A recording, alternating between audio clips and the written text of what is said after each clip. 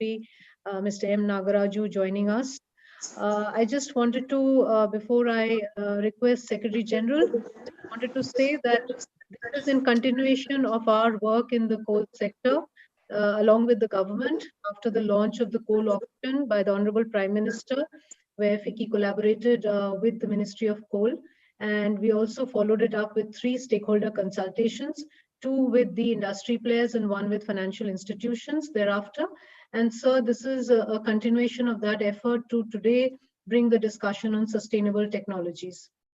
So with that, I would request Secretary General FICCI, Mr. Dilip Shenoy, to make his welcome remarks. Thank you, Rita, and very good afternoon. Shri Anil Kumar Jain, Secretary, Ministry of Coal, Government of India, Mr. M. Nagaraju, Additional Secretary, Ministry of Coal, Government of India. I think he will be joining soon. Mr. Ravi Tripalani, Managing Director and CEO, Thyssen Group, India.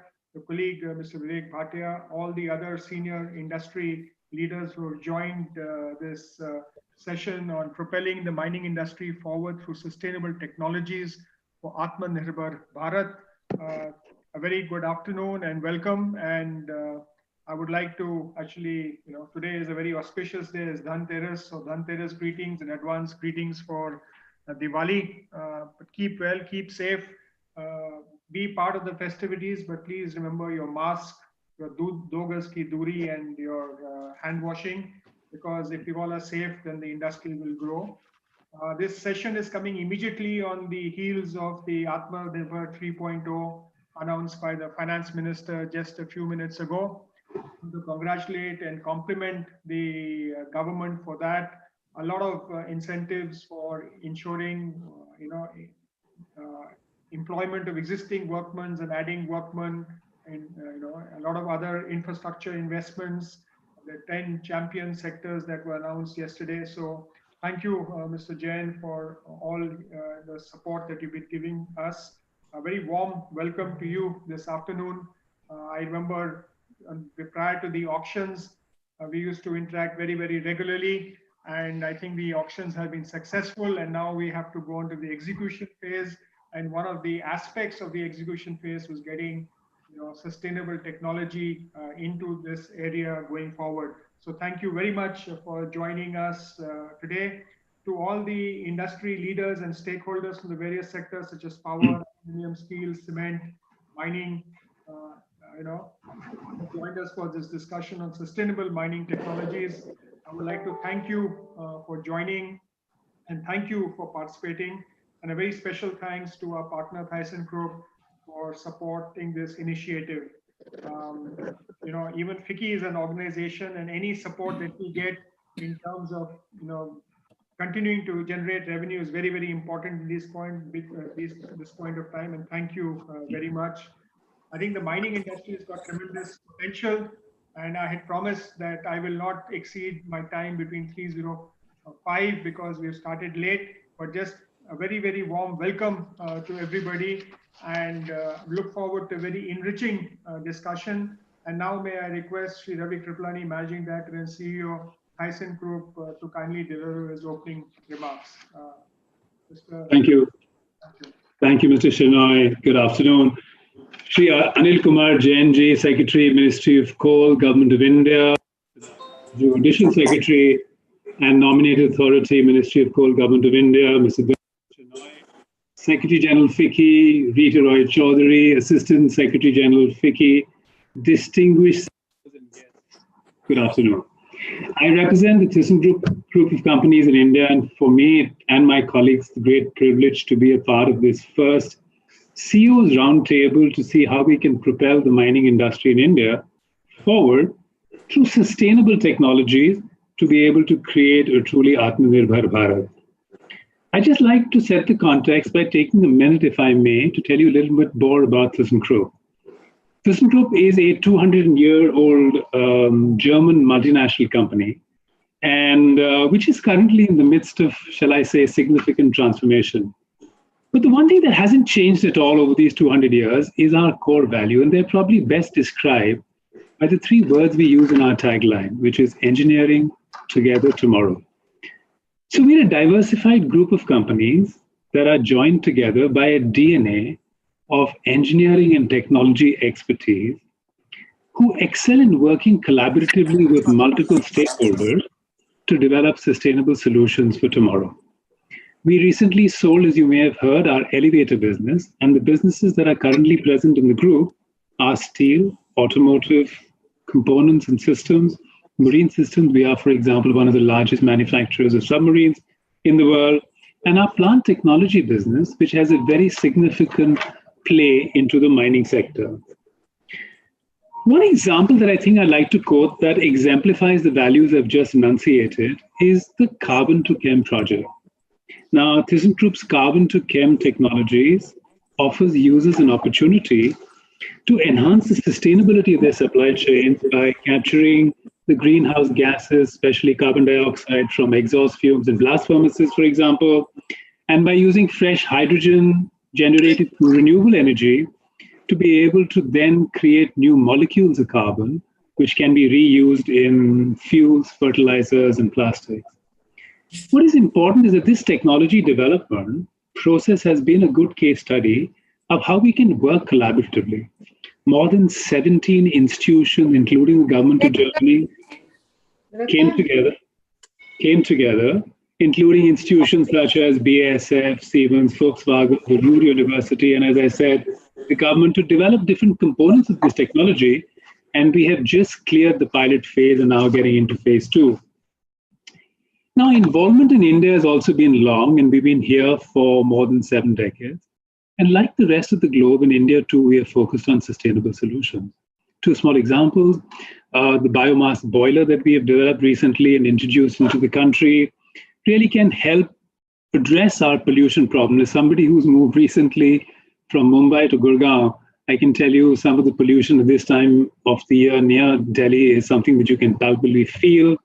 And clearly the solutions we offer are really to use bio-waste, such as paddy straw as fuel into these boilers. And we use special technology that has a water-cooled vibrating grate to increase utilization and reduce costs. We're also one of the largest manufacturers of slew bearings in the country. And these are ones that go into wind turbines and play a large role in sort of increasing the wind and renewable capacity in India. Now, with that context, I want to just mention why we are so excited to be part of this process here today. And we believe very strongly and passionately that the liberalizing of the coal mining industry that the government has so successfully undertaken and implemented is an important pillar into developing an AatmaNirbharBharat. I mean, this is a mineral that we have huge reserves of, and yet end up importing more than 25% of what we need. Now, to be able to achieve self-sustainability in coal mining, we need 2 things. We need solutions that are environmentally sustainable, and by that I mean they have minimal impact on the environment, and yet are cost competitive. And the reason I'm excited and my team here today is so excited because we believe quite passionately that ThyssenKrupp can offer technologies and can work collaboratively to help us make this a reality. So with that, I'd like to extend a very warm welcome to all the dignitaries today and to say thank you very much for having us. Thank you very much, Mr. Kriplani, for your opening remarks. Now, may I invite Mr. Anil Kumar Jain, Secretary, Ministry of Coal, to give his keynote address. Sir, over to you.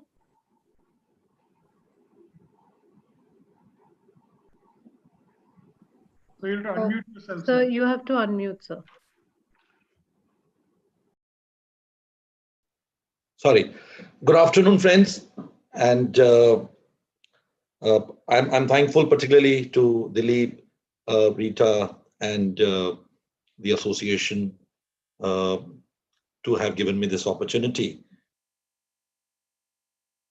I have been in the coal ministry for over a year and a couple of months in mining ministry per se, but of course coal is also a mining process. And as you're all aware that with the mining reforms, amendments to the MMDR Act around the corner, I've been busy with that, and that has given me a deep insights into your sector, the way particularly iron, steel, bauxite, and the like, they work. Copper also a little bit because of our HCl and other things. But as you're aware that I was in the Environment Ministry for about 2 years until a year back, and was involved with ECs, FCs, and the other rules, frameworks, particularly relating to hazardous substances, as we call them, the wastes. So today's topic, sustainability, very well gels with some of the work that I've done in the past few years. Now, sustainability in mining, and the audience whom I'm addressing today, it's nothing new to them, and I've noticed that over the years there has been a sea change in the way industries are working. I remember in the Environment Ministry when I was engaging with the cement industry, which is an extension of your mining sector. They were having to grapple with issues of plastic because of the bags that they handle and whether they are hit by the plastic waste management rules or not. And along with that, use of wastes, biomass particularly, which they could use in their kilns, and instead of using virgin fuel like coal. And similarly, tire industry and use of waste tires, whether they can be used as a fuel in the kilns and other processes. So I see a lot of distance has already been traveled, and sustainability is now quite a buzzword in your sector. So what is my experience interacting with the mining sector on what distance do I feel that you still need to cover? My sense is that sustainability in any business for that matter, when I did my MBA, how many years back? That was 1982, nearly 36, 38 years back. That time, books of management, Kuntz O'Donnell and Philip Kotler in marketing management and the stuff, all of them spoke about what is the role of a business. And it was at that point of time that the Western education, which was coming to the management schools, was recognizing that actually the role of a business is not to create profit. It was actually to serve the humanity, to serve the mankind. So if you are in Hindustan Levers, you are bringing hygiene and you're bringing nutrition. And I'm noticing over the years the branding, let's say Domino Pizza saying that khushiyon, something that we deliver happiness, or the chocolate people, they say that we bring happiness, and Cadbury is to be eaten whenever there's any celebration. So similarly, the concept of intergeneration equity and serving the interests of the local communities where you work, I think that is something which I still notice that has not become a part and parcel of the mining sector. When I travel, particularly in the coal mining areas, and I also see the other mineral, coal is by and large found in Odisha and Jharkhand and Madhya Pradesh, Chhattisgarh, along with other major minerals. So what I find that the local communities are still, very far behind in terms of basic infrastructure.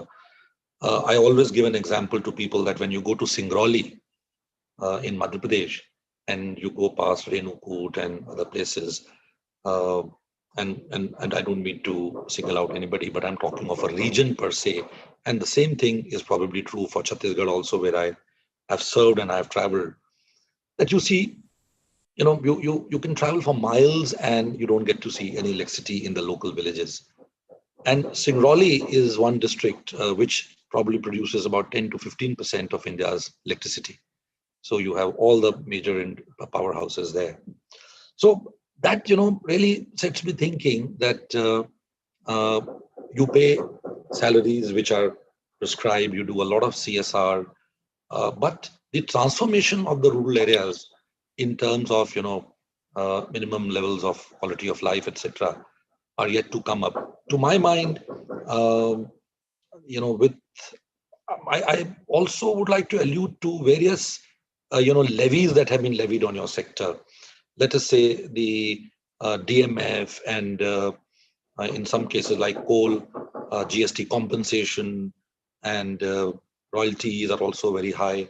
So there is a role for the state as well, that the money which is garnered from your sector should actually be also locally deployed, and that money cannot go to Bhopal or cannot go to Ranchi or to Raipur. It should go, of course, you have to have a balance between, spending.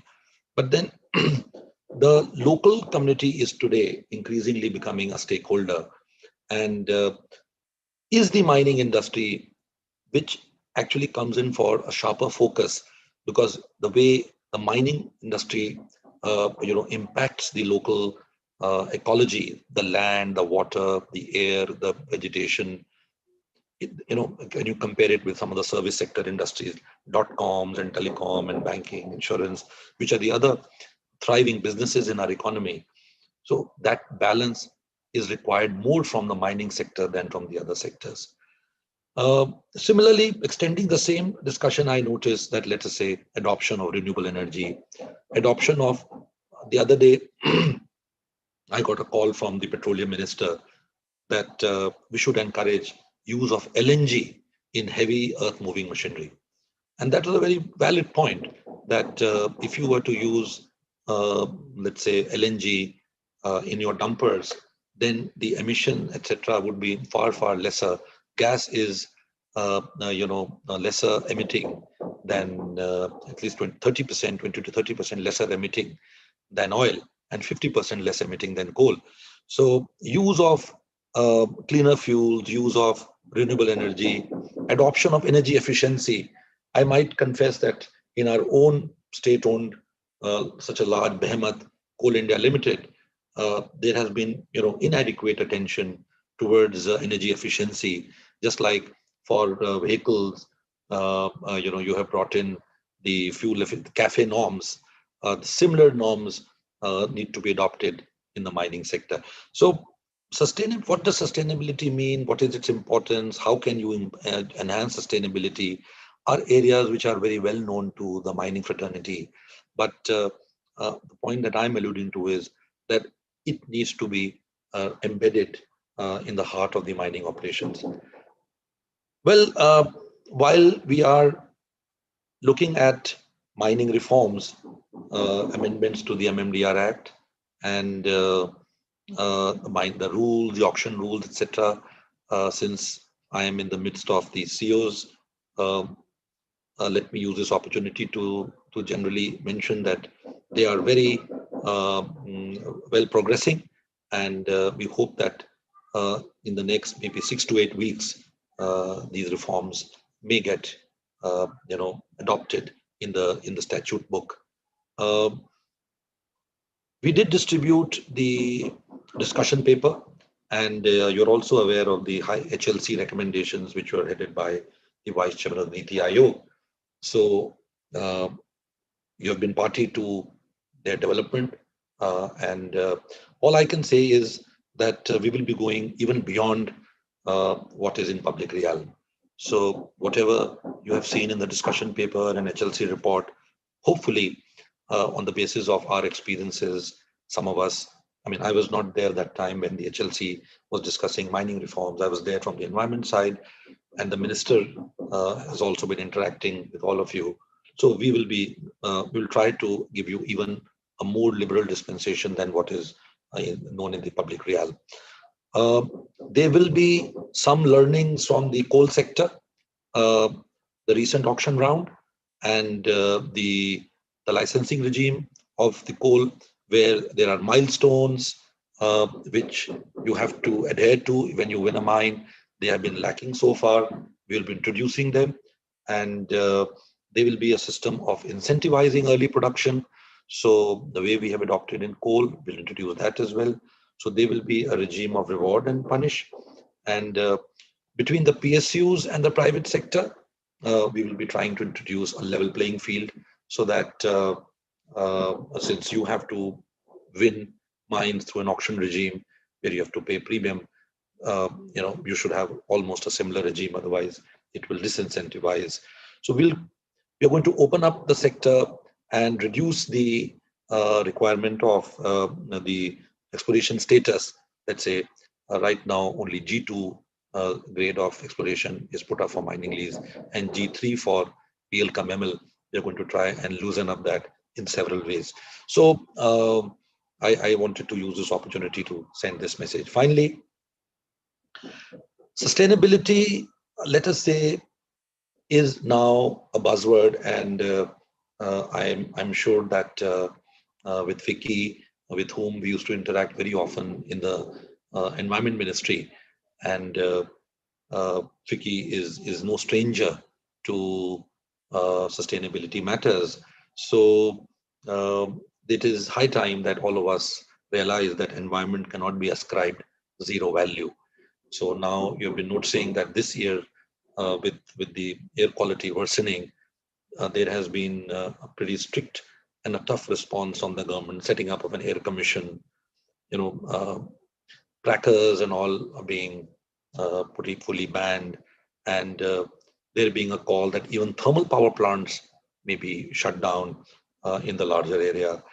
Today, there is nobody talking in favor of pet coke. There was a time when pet coke had people are seeking exemptions that I may be allowed to use pet coke because of this economic reason or that economic reason. So if you notice that public is demanding more and more action from judiciary, from executive, and from legislature in terms of a healthy environment, and so that is something which is now very much, I'm sure, industry realizes that. Otherwise, there might be punitive consequences. EPR, extended producer responsibility, and resource efficiency. So these are, EPR got enshrined in our rules, in the plastic waste management rule, electronic waste management rule, demolition, construction and demolition rules way back, 10 years back, 8 years back, but nobody gave a damn. And I have to acknowledge that in electronic waste rules, the big brands never bothered to provide a window to buy back and create a machinery to collect electronic waste. And because of the toughness of the government, now I'm told that they are setting apart hundreds of crores of rupees budget to collect back, to create mechanisms. So EPR, extended producer responsibility. If you sell chips, if you sell any snack, your duty doesn't finish by providing tasty and nutritious snack. Your duty extends to even picking back that plastic container or box or a wrapper, which people just have to just throw away. Resource efficiency, which is now quite well enshrined in the Western countries, now there is a draft RE policy which the Environment Ministry has circulated. And as I mentioned, that in the cement industry, the use of virgin fuel is to the extent of 80 to 90%. Whereas even in Europe and other places where they have very organized societies, they are using almost 50 to 60% of waste is being used for energy extraction. And so resource efficiency is itself a very big ocean. And if this is something which Vicky is yet to spread the word around in the industrial subgroups, you must do that. So waste, especially waste coming out of your industry, like fly ash, red mud, and even just earth. When you do digging, the earth that you take out and you dump somewhere, because I notice huge dumps of OBs, overburden, in the coal sector. They have to be scientifically managed. Gone are the days when coal was the major item of interest and others were not. So with these words, I do hope that, we always talk of making the Indian mining industry competitive. We keep talking of, the rationalization of royalty, how the royalty should not become but X.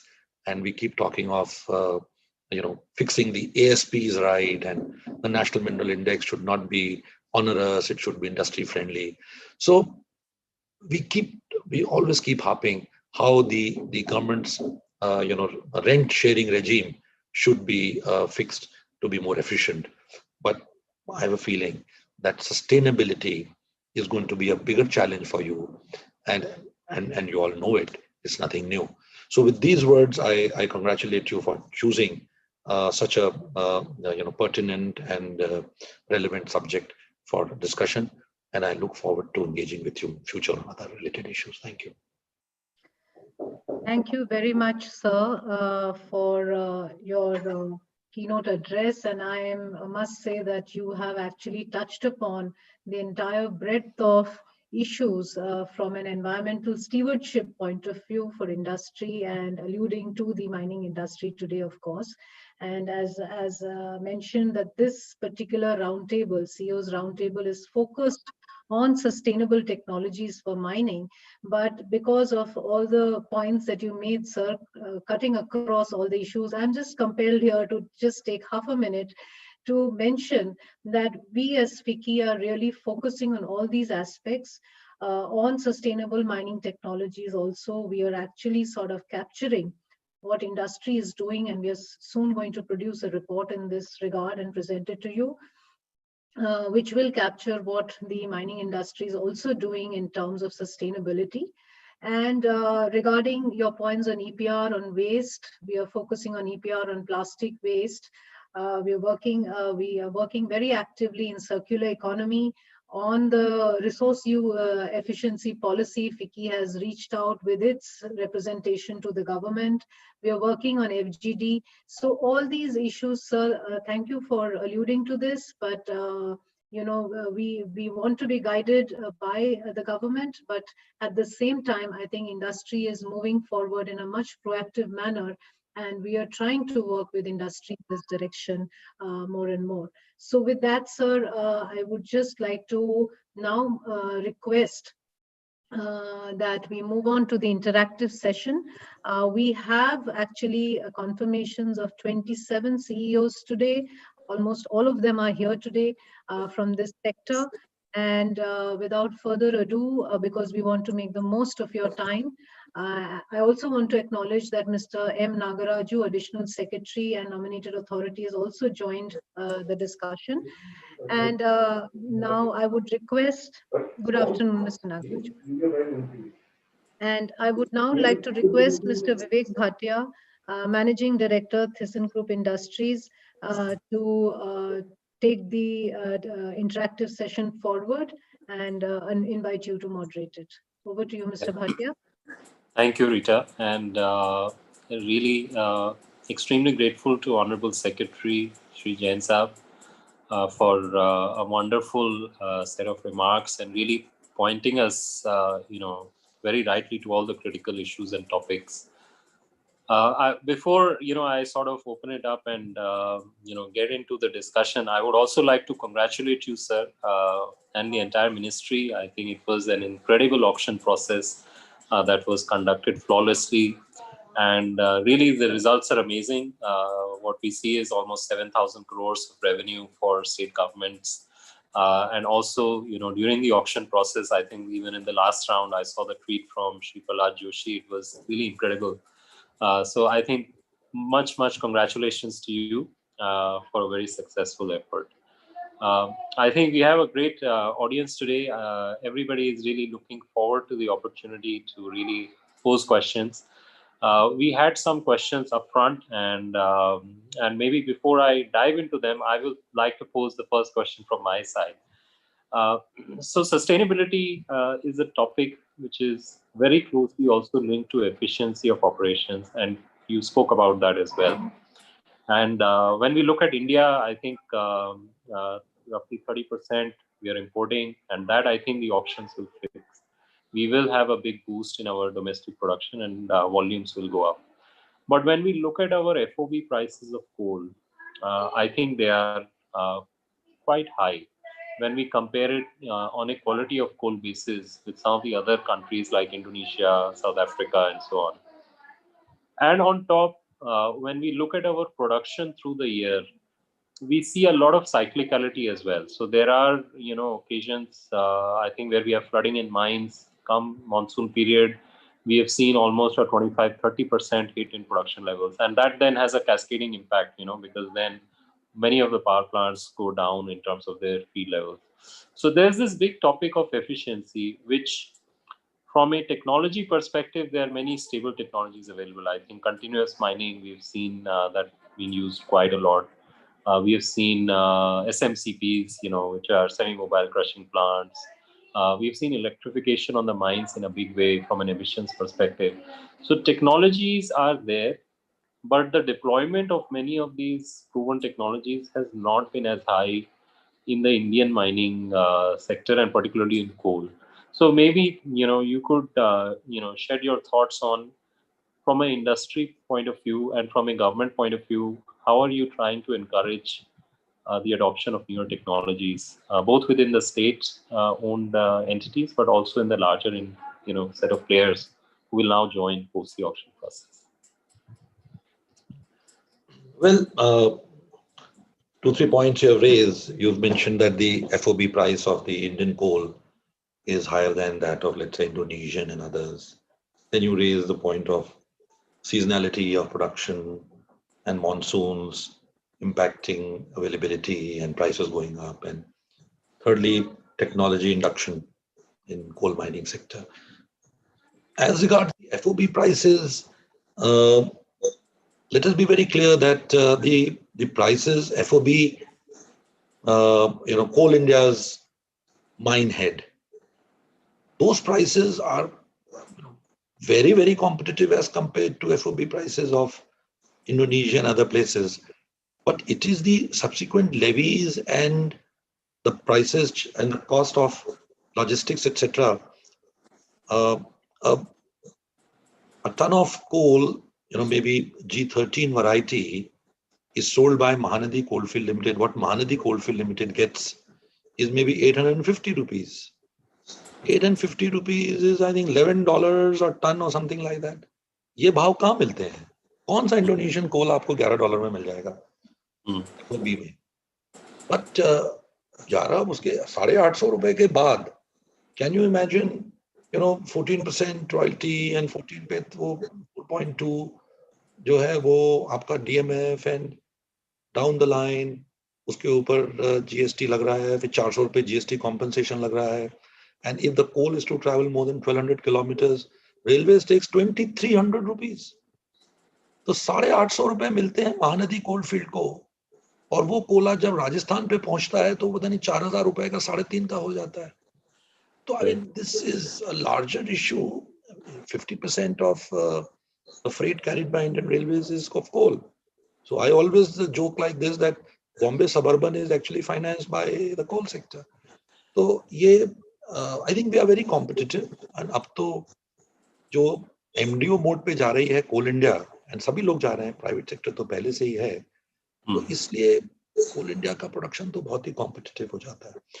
Seasonality को we are trying to change that by producing a lot of coal, in the months preceding the monsoon. Now, if you see the stock held by Coal India on 31st March every year, it is, upwards of 50 million tons or 55 million tons. We are trying to raise it up to 70, 75. And then those clear months of April, May, June, we ramp up the coal production. So we carry a lot of stock towards into the monsoon months. And then the lifting or the periods that you give, that is another tool through which we can enhance availability. That जो auctions हैं उसमें हम लोग auction करके lifting period 6 महीने कर दें, 1 साल कर दें, so that people can pick it up, store it at their own end. So, and then of course, but I do grant you that जो हमारी main haulage roads हैं coal mines के अंदर, they should be made monsoon proof. And that is something which we have asked Coal India to do. And they will, in the next 1 year or so, I hope that the main haulage roads will work seamlessly. Now, technology induction in coal mining is something which I agree with you, barring equipment which can help you to mine efficiently. Efficiently का meaning Coal India में अभी तक ये था कि quantum wise, so it's actually large volumes of coal how can be produced rather than minus 100 mm, and then operations can go on, machinery doesn't break down, underground mine के अंदर भी तो वो there was a little, but I have a feeling that not sounding very philosophic, but ये जो commercial mining आ रही है, private sector ने जितना mine वगैरह लिया है, this is going to be the biggest driver of technology. The private sector will have to compete with Coal India for that matter. Coal India के पुरानी mines हैं, depreciated हैं, जो भी हैं, तो they will be very very business like, and when they become business like, तो एक तो सारी industry में lift मिलेगा, नए suppliers आएंगे, नई technologies आएंगी. But then Coal India is also not that it is entirely reactive, it is proactive. And I have a feeling that we are investing a lot of money in first mile connectivity. What 15,000 crore rupees worth of tenders have been given away. So अभी जो 30-35% ही Coal India का mechanized रूप में stock से railway siding और loading तक जाता है, वो अगले 3 से 4 साल में about 70-75% हो जाएगा. So that coal handling plant, silos, conveyor belts, उसके 15,000 crore के tender अभी लग रहे हैं. So I think we are working on that. Thank you for that feedback, and I totally agree with you. I think definitely beyond the cost of mining per se, there are a lot of other things. There's scope for reduction, but also I fully agree with you. The kind of action, energy we are seeing from Coal India on the investment side is really heartening. I think over the last 6 months, it's been incredible action despite COVID, that they've gone out and really, come out with those tenders. So very nice. I would like to move to Mr. Deepak Gupta. He's shared with us an interesting question, regarding the amendments to the Nationalization Act, and he talks a bit about, coal washeries. So, Mr. Gupta, if you're on the call, I'd request you to raise your question directly to the Secretary. The point that I was trying to make is that in 1993, when the nationalization law was amended, the end use was also added as coal washing. But all these years, no coal washing was treated as ever.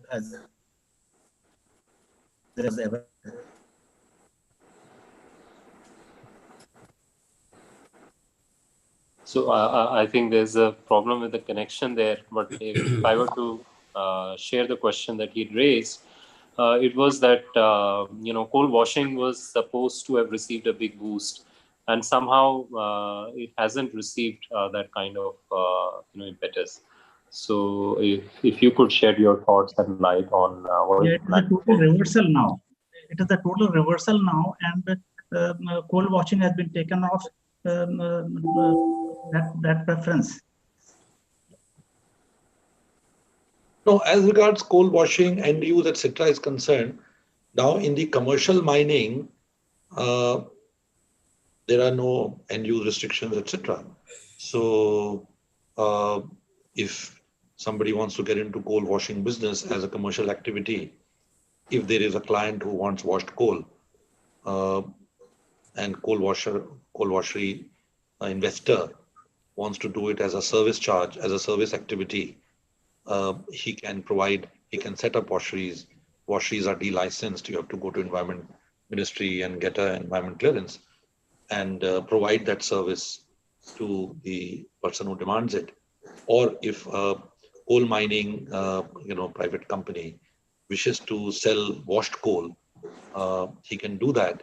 All that has changed is that in the light of the fact that power plants have set up the necessary devices under a mandate to handle dirty coal, ashy coal. There was a demand from them that there is now no need to provide them with coal devoid of ash, because they can handle the ash at that end. And there's so many other things which Environment Ministry considered. That notification is not mine. That notification was issued by Environment Ministry, so they would know more. But whatever I've heard is that uh, they felt that the mere logic that ash should not be transported doesn't hold these days, because in turn now the ash is being transported from all kinds of places, from the closed power plants, from the power plant which are close to the coal mines, to cement industry and others for making cement. So एक तरफ तो आप wash करना चाहते हैं, उधर उसकी demand है कंजम्पशन सेंटर्स में अब कंट्री. तो washing is instead of mandating kilometer wise, if washing adds value to a coal consumer, then washing will be done and people can wash and consumers can buy. Thank you, sir. Definitely, I think, yes, I agree. And I think the commercialization process has to, works better there. Let me move to Mr. Pankaj Satija from Tata Steel. And he has raised some questions around, the Jaria Action Plan and, also about some of the abandoned mines. So, Mr. Satija, over to you. Please, you may ask the question. Yeah, good afternoon, sir. And my question is on macro level. I know Jharia Action Plan, the solution will not come here in today's meeting because it is related with the state also and political will. But then, as a mining engineer, I always feel that a good quality of cooking coal being burnt, it pains. It pains every common citizen. So the second point is there are more than 200 abandoned mines in coal and more than 200 mines in non-coal. All over around 500 abandoned mines are there. So if I look at the macro level, at one point we have a devegetated 500 mines where some minerals are there or some coal is there. At the same time, we are opening and new mines, we are then going for devegetation. So maybe this abandoned mines where have very little ore or little coal, there can a different business model can emerge where an aggregator can get those mines on auction and then beneficiate whatever ore or coal left in there, and that with tailings and rejects he can further rehabilitate the abandoned mines, so it will help evacuation of the minerals, abandoned minerals, as well it will also help in reclamation of that area, because sir, most of the mines are in forest area and getting a non-forest area for reclamation or disposal of tailings is an issue. So a different business model here can emerge.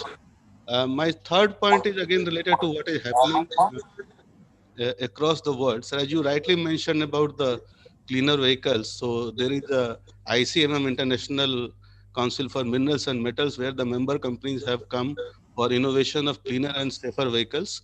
That can come in India. And then 4 companies, Anglo, PHP, Fortescue and Hash, they have gone for green hydrogen consortium. Probably in India, what solar was there 10, 15 years back, hydrogen economy is emerging, and maybe that can also be facilitated. And my last point is the forest smart mining. World Bank in 2016, Pro 4, they have defined forest smart mining, where forest is also taken a sustainable part of this one. And that can also come in Indian sector also. So most of it lies with the member companies. I won't take other issue, because we all know that sometimes because of none buying the coking coal, middlings and rejects are got diverted to thermal power plant. So that is one issue. And sir, from 2010 to June 2016, there has been 17 incidents in coal ash pond. So every alternate month, we have a tailings issue in Indian mining or Indian power plant. So as most of them companies overseas, either Brazil or where they have learned from tailing disposal and they have come out with the SOPs for tailings. Maybe Indian mining industry and power plant can also come out with SOP for tailing management or rejects management, ash pond management, which will further improve the image of the mining industry. Thank you all, sir. Thank you for as of now. So these are all good suggestions, and as Mr. Satija himself mentioned, that many of them are actually meant for his brethren who are on this thing. So Jaria, we are basically involved in putting out dousing the fires. So in the case of Raniganj, we have already doused all the fires. And in the case of Jharia, some fires are still going on, which Coal India has been given the task. So maybe in the next 1 year, it should douse all the fires. I do agree that there's a lot of coking coal, which is at risk over there. But the problem is that the economics of mining that is difficult to work out, because the occupiers of those lands, those lands have site value. So unlike virgin tracts of land, where when you open up a new mine and there are forests and there is revenue land, where the R&R involves agricultural land and some houses. In the case of Jharia, it's habitations, some authorized, some authorized. So all of the R&R becomes very expensive, but that is on our radar, and BCCL has been tasked, ECL and BCCL have been tasked to work towards seeing if commercial proposition can come out of it. Then your abandoned mines are very much on the radar, especially in the case of the non-coal. We have about 500 mines on our mind, which as soon as we liberalize the regime, that is the kind of resource which should come into play in auctions. In the case of coal, it has to be seen whether the economics of mining from these abandoned mines, in keeping in mind the infrastructure, evacuation, etc., whether it will be competitive, because established mines of Coal India and the CMSP mines which have been auctioned, they already are a little ahead in terms of efficient operations and cost-effective operations. But if the industry body, any industry body, be it FICCI, be it CI, anybody comes up with any proposal, talking of 10, 15, 20 abandoned mines and coal, which industry would like to take up and what terms would you like? Please give it to us. My colleague Nagaraj is also here, so he can also take it up. So you have raised a lot of other questions like devegetation, new technology vehicles, green mining, and ash ponds, coal ash ponds, incidents and tailings. So these are all technology and sustainability related concerns, which I think everybody should bear in mind. Yeah, thank you, sir.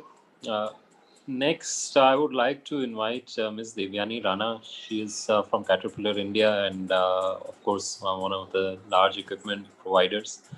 So she has some interesting questions. Devyani, are you there?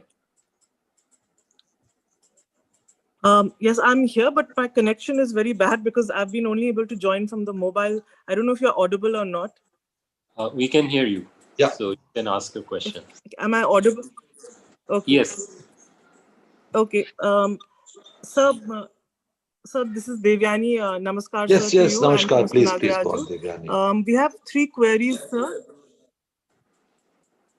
So just some 3 points we have. It's to basically, would it be possible to fast track India's mining industry towards world-class standards in terms of removing roadblocks and promoting and incentivizing use of larger mining equipment for production gains, safety and sustainable mining against the benchmarking against the best in the world? And then even with the launch of commercial coal mining, majority of coal mining will continue to be with, of course, Coal India and SCCL, as we understand. Would it be possible to focus and include in their minds terms of increasing efficiencies and making those operations sustainable?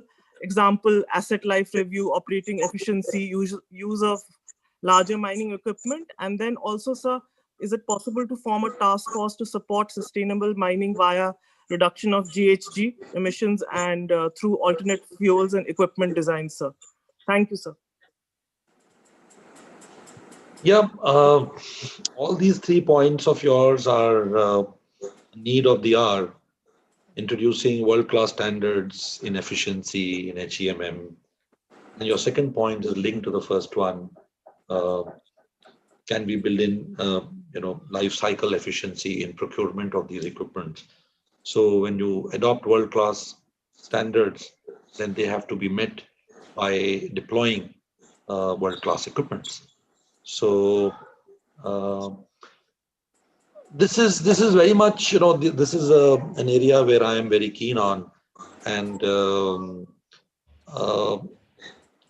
it's the question of where to begin and how to begin. So a beginning is being made, as you might have seen, that now the equipment which is being purchased by Coal India is now all of higher specifications. So higher capacity shovels, higher capacity HEMM. We are after CMPDIL that the projects that they make for the new mines should include, large, strike rate and dip, so that bigger capacity mines can be opened up. Similarly, the MDOs that auctions that are going on, let's say for Siarmal, as you're aware, the 50 million ton PRC, and similarly for Central Coalfield Limited, 20 million ton around thereby. So such large mines will allow, large size equipment, and which will be state of the art. So one problem which we face is that the contractors whom we engage in moving of earth and moving of coal, many of them are locked into vehicles and dumpers and HEMM, which becomes difficult to just, I'm reminded of ONGC, where they still have ships of 20 years vintage, operating in the offshore sector. तो एक साथ उनको suddenly norm बना दीजिए, आपकी 10 साल से पुराने शिप्स नहीं लगेंगे, या कोई डंपर जो है वो 125 टन से कम का नहीं होगा, 135 टन से. So a lot of these guys go out of business. So I've discussed this with you when you visited, that एक लॉन्ग टर्म विजिबिलिटी अगर हम दे दें कि हम आने वाले टेंडर्स में 7 years का टेंडर देंगे, so people will be willing to then invest. Even these old guys would be happy to phase out old and take loan and buy new, knowing that 5-6 साल की उनको फर्म बिजनेस मिलेगा. तो वो MDO का concept उसी चीज को अशर इन करेगा. GHG emissions should very much be a parameter, and along with the life cycle costs. So I think this is a high time that we did that. आप लोग हमको एक फिक्की से पेपर दीजिए जिसमें ये सारे रिफॉर्म्स procurement में होने चाहिए, and how can we also enforce these standards on the non-CPSC, non-Coal India Limited miners. उस पे भी आप एक पेपर दीजिए. Can we introduce some, we can ask Environment Ministry to build it into the EC. EC के अंदर वो डाल दें कि इस शर्त पे EC दी जाती है कि आपके GHG emission per ton of coal इससे ज़्यादा होंगे. I would be very happy to do that. आप मेरे को कोई पेपर दीजिए इसमें. Thank you, sir. And I think very interesting to see, and very heartening to see your support for new technologies. I would like to move to Mr. Can we do one last question, because I have to move on at 4 o'clock? Huh? Okay, sir. So I totally respect that. So we have Mr. Reddy from GMR Group. I request him to directly ask his question, which is also related to use of technology. Yes, sir. Good evening, sir. I'm B.C.K. Reddy from GMR. I head coal business here. Sir, my question is, there are 2 parts into my question, sir. One is regarding why there's a monopoly of consulting by CMPDL, because there's so much of technology, sustainable technology can be brought into coal industry. if you can look outside CMPDL. Particularly, Coal India is almost mining 700 million tons and is slated to go to 1 billion next 3 years. And the present OB removal is roughly around 1.5 billion cubic meters. So this calls for a third-party survey, which is not happening, and or if it happens also, it is happening through only CMPDA.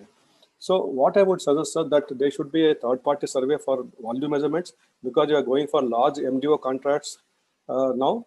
So that's where actually we can get, cutting-edge technologies like drone-mounted surveys, and then we have helicopter mounted surveys, so which can give accurate result, and which is already being done in India in several fronts.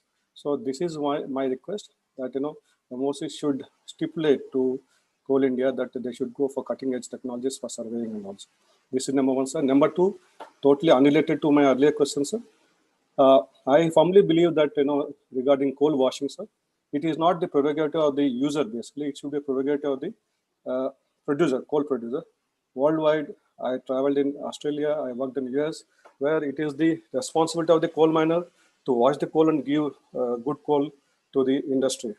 Whereas because our compulsions of pricing here, we're not doing it. But in future, I think the best way to maximize the profits for Coal India is to give consistent quality of coal by washing, sir.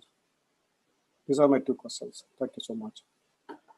Yeah, your first point is very valid, and I have been insisting with Coal India that they should not lean only on the shoulders of CMPDI. Inbreeding is not a good thing, and I'm told that they have now, CMPDI now has to earn at least 30% of its business, from outside, and to that extent, there is a move in Coal India to develop, to receive outside advice as well. But your point on third-party survey of OB measurement, I accept it, and we will issue instructions that the OB, we can't ban CMPDI from doing it, but we will issue instructions that it will not remain limited to CMPDI. As regards the washery aspect, what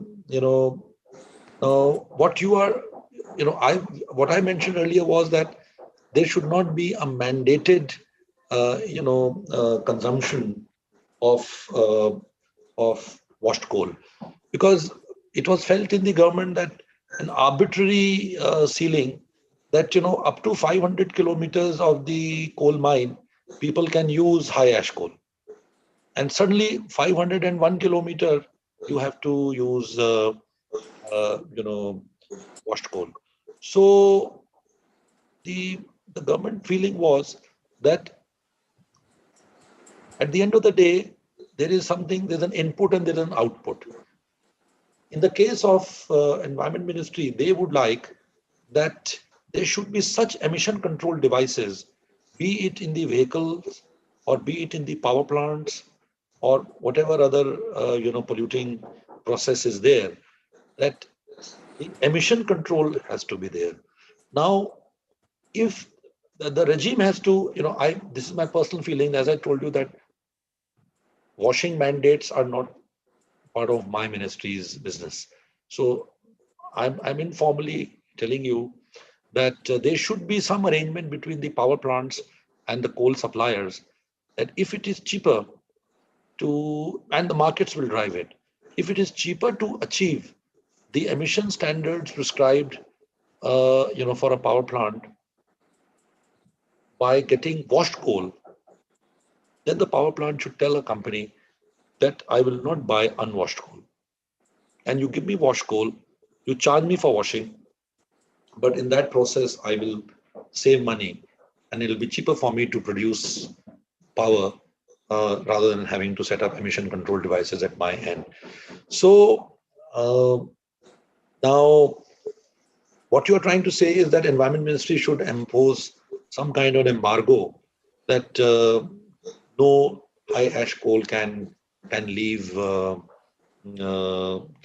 premises of a coal mine. Now, that why you want to single out only the coal sector? I mean, there are so many other polluting sectors. So you will have to tell the cement industry, you'll have to tell the iron ore mining, you'll have to tell bauxite people, the red mud guys. So just because Coal India is a public sector, very easy for government to issue directions and tell the government to tell Coal India. Now the private people also coming. Let me see how many private people who get into commercial mining will wash their coal and sell it. So it has to be an evolution in thinking, evolution in public expectations and ambitions.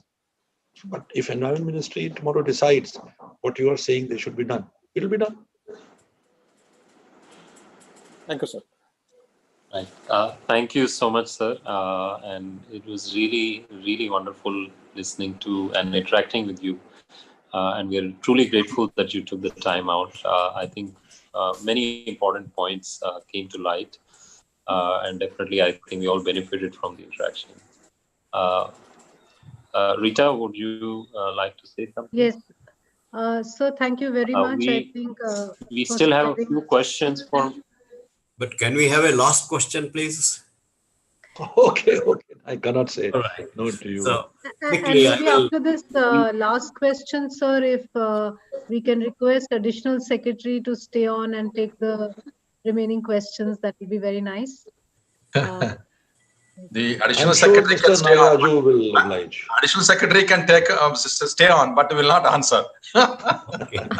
No, he will answer. Additional secretary is secretary in waiting, so no problem. Yes. So just one last question, please. Mr. Jain, you said that you have spent 1 year in coal mining, and I am someone who has spent almost about 50 years, more than 50 years in coal mining. But I am very happy to see that your knowledge about the coal and the mining is definitely matching up to any standards of the mining engineers which I have known. But good luck to you. Very nicely done. So I have been specifically associated with coal mining for 50 years. I have seen this industry going through ups and downs. We have faced many challenges in the mining industry, but it has survived and has come out stronger every time. The challenges which we are facing now are extraordinary. This is on account of the pollution caused by use of coal or by the process of coal mining. Now the climate change is affecting you, me, and everybody worldwide.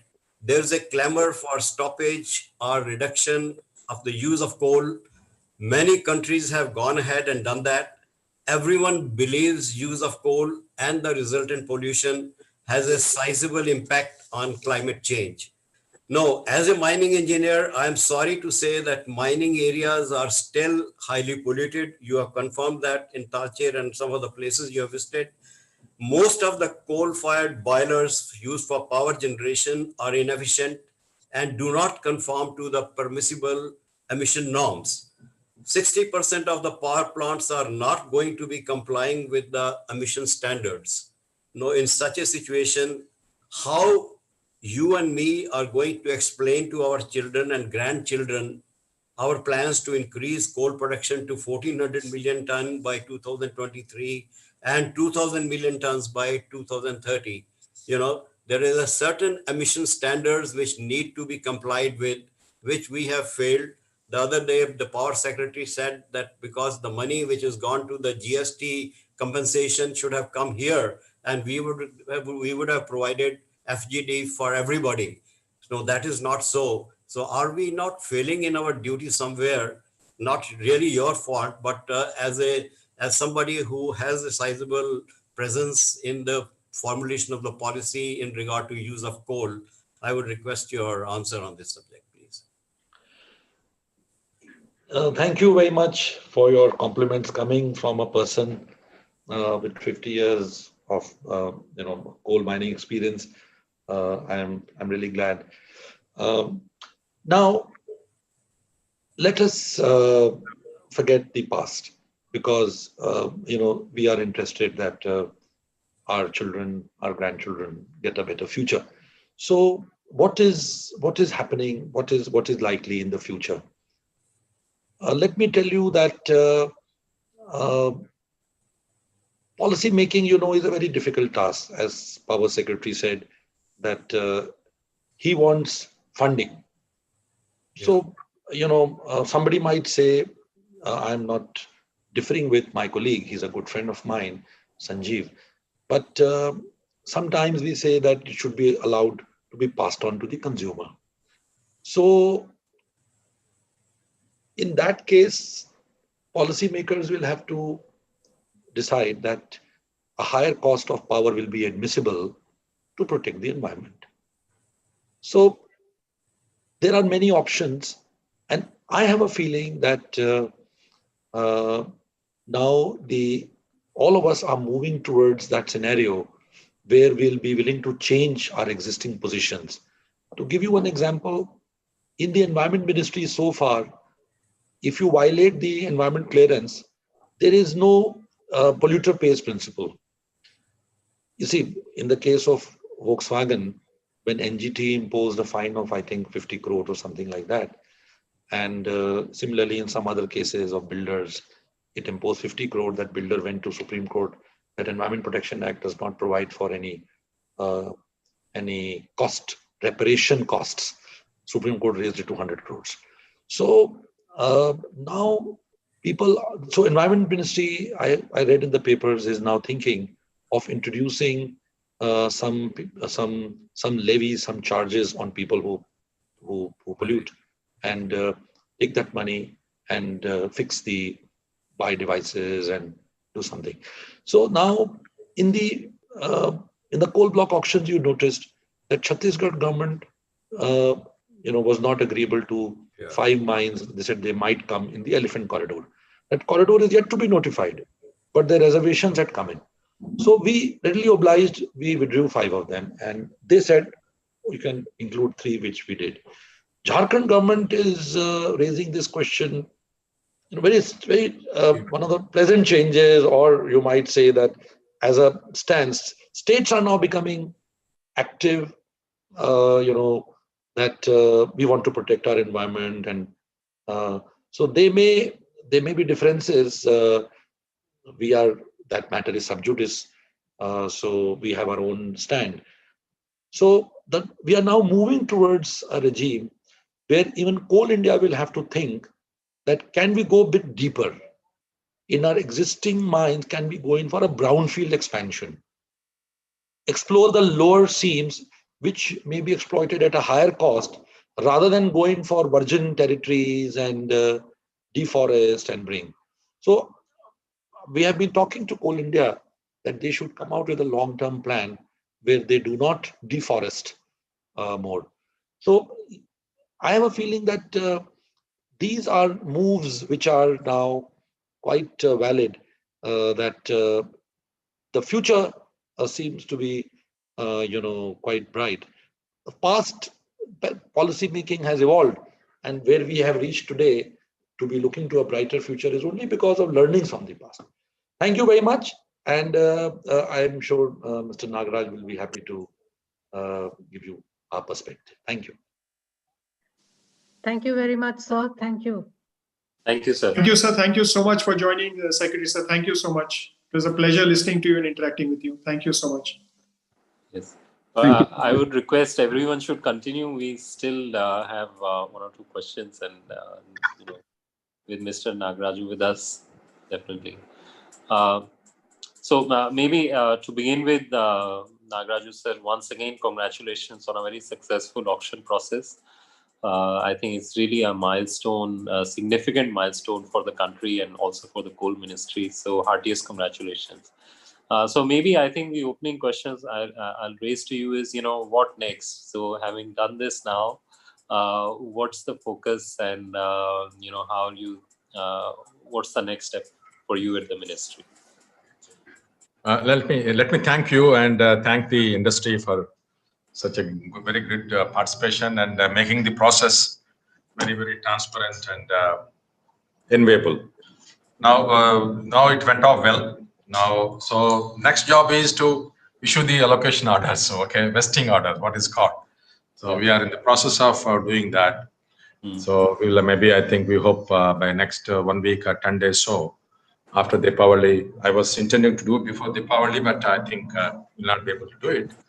There's a So we'll do that. That's one. And the second one is, I think we are also looking at the lessons that we can learn from this auction process, especially for due to non-responsiveness to many mines.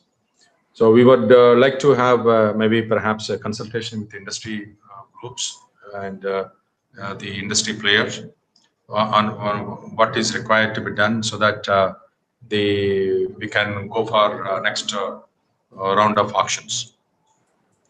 So we are going to have consultations. Maybe November is now almost.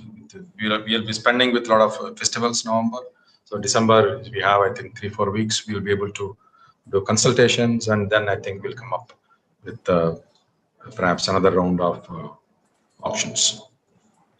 Because we have still a lot of ground to catch up. So again, it may be a mix of both cooking and non-cooking, both will go. As now the Prime Minister's call for AatmaNirbharBharat, that actually very starkly applies to coal when we have abundant reserves but not able to produce to meet the growing domestic demand. That's a pity, and so we would like the industry to complement and support the government's efforts. Thank you for those opening remarks, sir. I would like to move to Mr. M.K. Thapar. He has a question around the recent auction process, and so over to you, Mr. Thapar, from Matrix Mining Solution. Oh, thank you so much, and I must compliment Mr. Nagaraju, Additional Secretary, for the auction successfully conducted. But maybe the good or bad of any system, there still remains some tickle required sometimes, and I feel that there are few very pertinent points which needs a brainstorming session like this, specifically for the any suggestions for improvement in the system of coal block auction for commercial mining. So it is not that I am trying to make any suggestion or any dissection of what has happened, but I feel, having been into the advisory role on this auction, there definitely are some hiccups, and if it could be straightened, that will be better. And for that, I request Vicky or the Ministry of Coal to organize a brainstorming session. That's all. Thank you. No, we welcome any suggestions. There's no issue at all. Last time also we had consultations, and during the bidding process also I had, I think, 3 or 4 consultations. Most of the good suggestions we got, suggestions which can negatively impact, we have addressed, and we have taken decisions also corrected. Now, if there are any further suggestions from the FICCI, we welcome. I think we'll consider, and then we'll take appropriate action on them, because our intention is very clear. The government's intention is very clear. We wanted to do as much as possible to very transparent bidding process, a level playing field, and as quick as possible.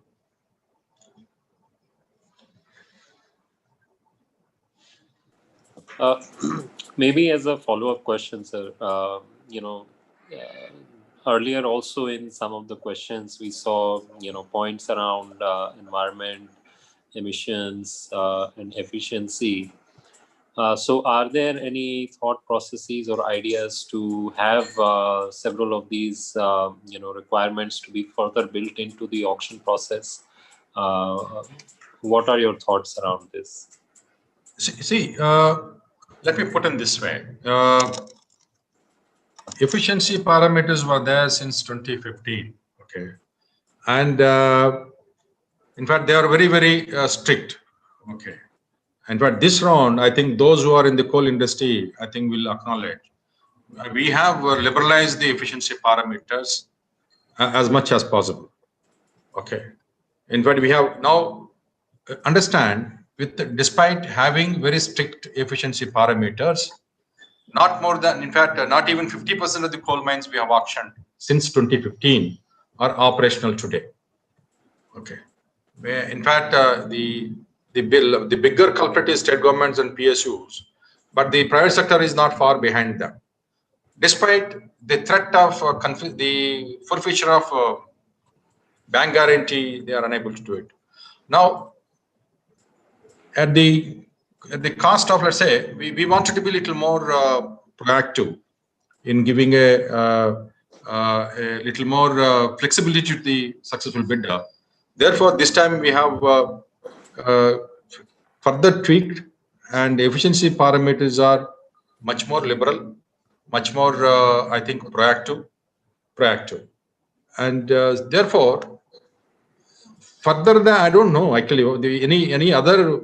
I don't know the industry has any other suggestions to make them further liberalization. If they have, I think FICCI is most welcome to send it to us, and we will examine. Okay. Thank you for that open invitation. And I would like to, request. We have a lot of industry CEOs. All of you could not send in questions upfront in advance. So if you would like to ask something, please raise your hand, and definitely then. Yeah.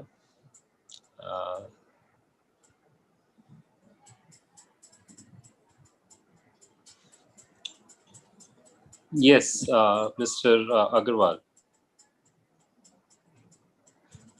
And just maybe as a comment before you start, through the system also you have the option to click on raise a hand, and then either FICCI or I will pick it up. But please go ahead, Mr. Agarwal. My question is regarding the achievement of the milestone. Secretary Saab has very rightly said that it's a very important thing after the commercial mining opens. But one of the things, you may be knowing that when from 1993 to 2013, 218 mines were actually allotted. Out of that, only 42, became operational. So there are a lot of difficulties in achieving the milestones. And one of the, as per my experience, forest land in lieu of the forest land. Whereas as public sector, they don't have to do, and they have a relaxation that they can pay the afforestation fee twice in lieu of providing the forest land in lieu of forest land. So such a provision only speeds up the execution of the mines, environment clearance, forest clearance, and it will go a very long way that if this, provisions could be made.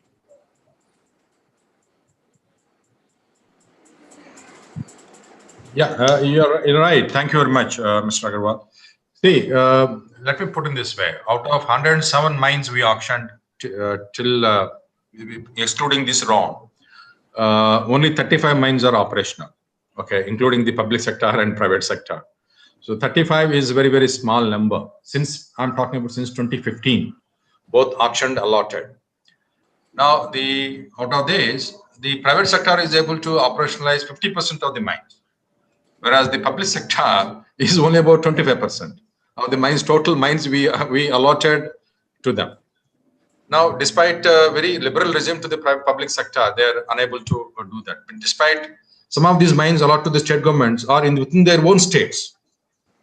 Despite that, they are finding it difficult to operationalize. In fact, sometimes I wonder if the state government themselves are finding it difficult to operationalize and meet the milestones or conditions of EC, FC, and studies.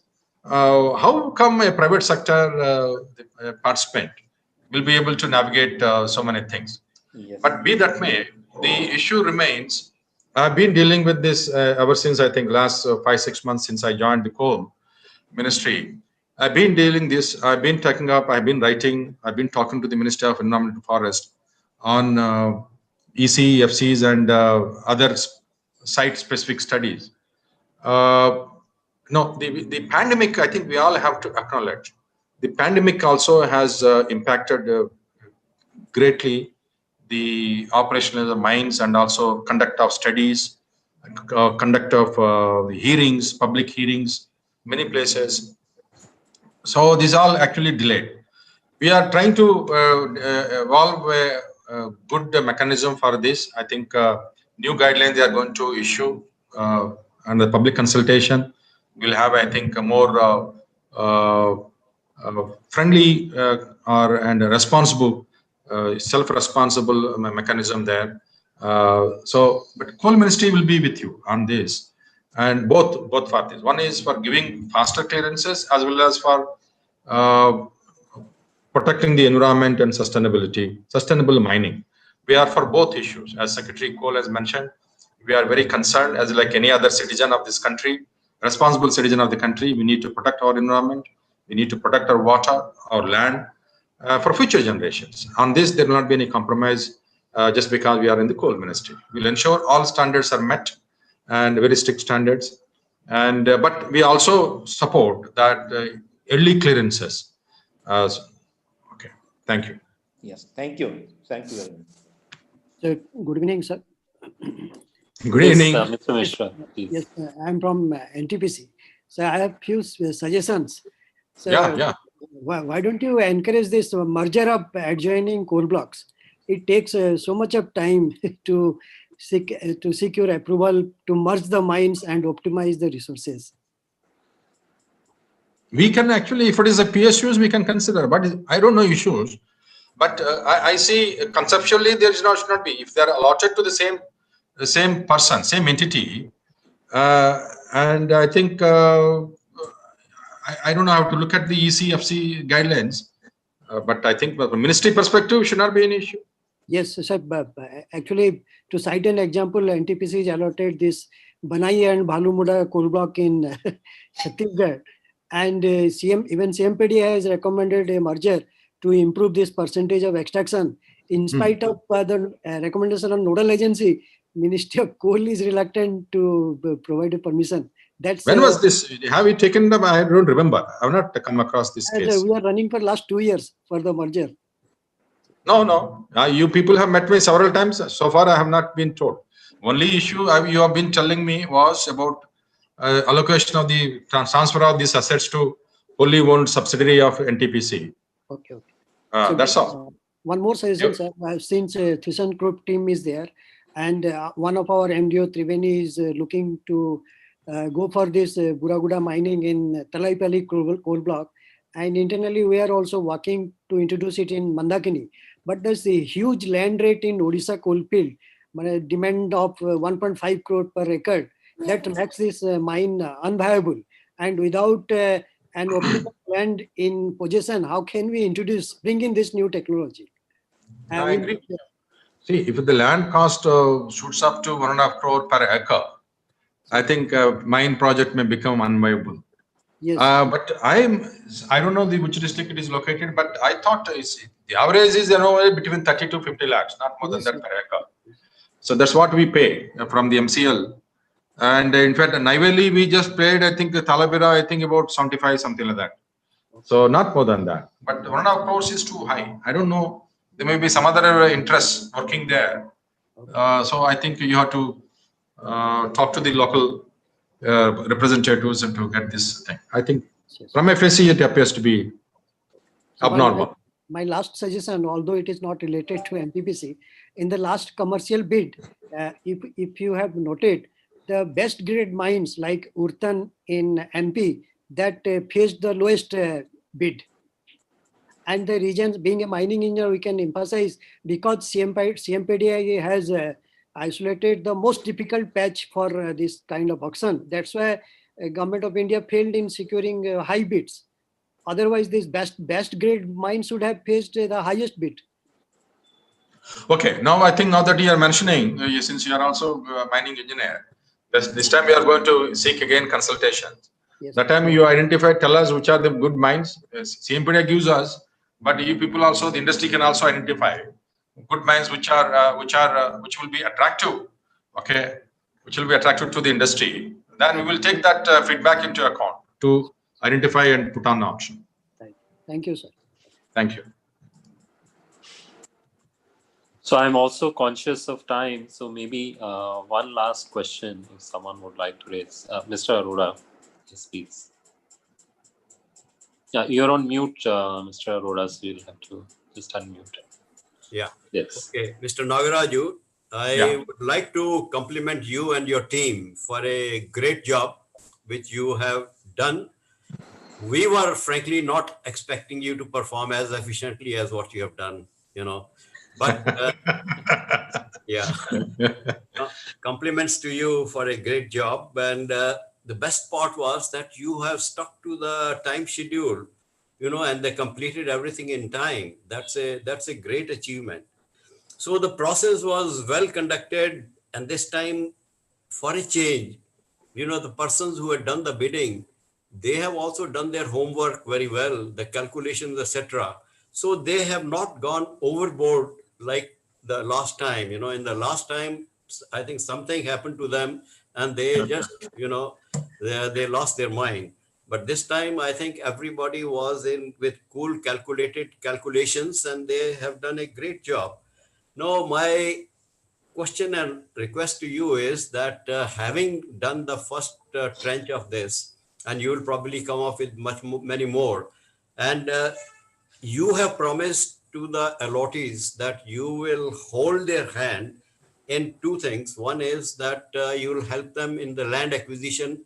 You also promise that you know, the CBA Act, you know, will be modified so that the private sector can also take advantage of this central act for acquisition of the land.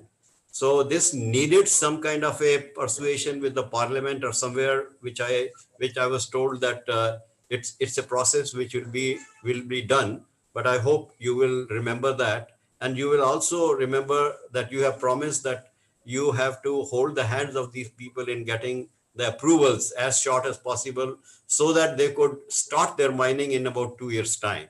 So that is, if you can do that, you know, then be you setting a good example for others to follow. You know. Thank you, Arora Sahab. Thank you for the compliment. See, I joined the coal ministry 6 months ago, 6 months ago. And before that, see, all of you are veterans. You spent your lifetime in coal industry and mineral industry. First time I saw coal was when I joined this ministry. Till the time, someone from Andhra, I don't have any coal mines. I never seen, never used. But thanks to my boss, Mr. Anil Jain, Secretary Coal, he has mentored well. Under his leadership, I think we have done well this round. His guidance was immensely useful and valuable to me and my team. And also the industry, I should also compliment the industry. Yeah. I think everyone is very, very helpful, extended their cooperation assistance. We are very grateful also. The ministry is also very happy. And when we mentioned this, on Monday, when we closed it, we have mentioned in his talking points. Now, coming to the, let me put in this way, the two issues you have mentioned, they are very, very important and relevant. One is handholding. We are not going back on this. We have already appointed KPMG. They are sitting in my office now. They have been assisting the existing coal miners now. And I said, no, so look, out of 107 mines, till now only 35 mines were operational because of several issues. Yeah. There is no persuasion from Nominate Authority or state governments are not cooperating. Now,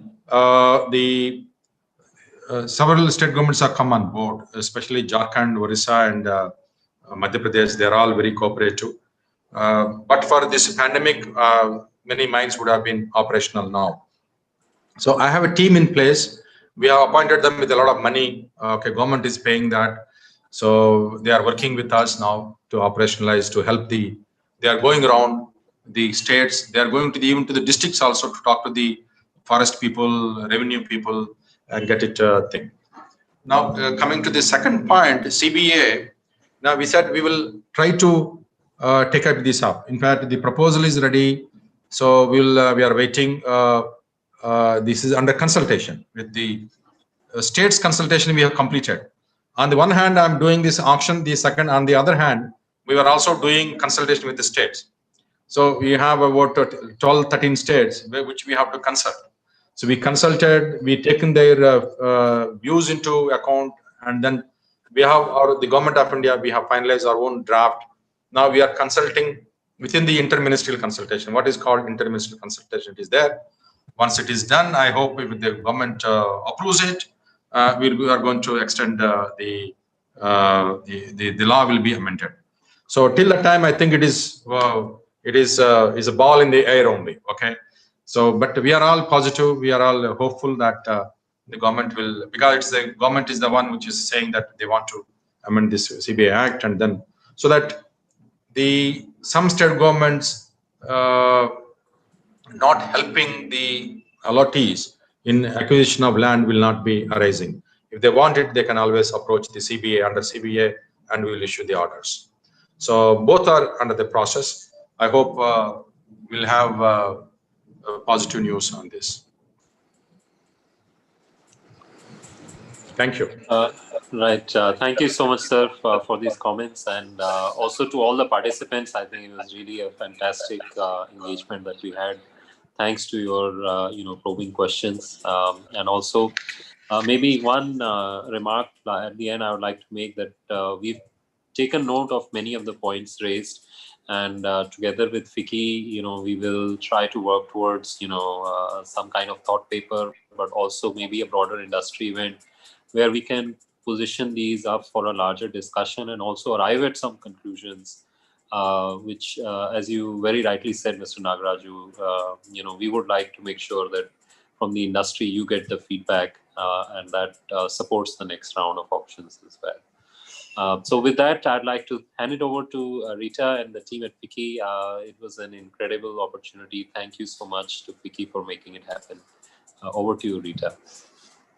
Thank you, Vivek. And I'd like to thank Secretary for his presence and also Mr. Nagaraju.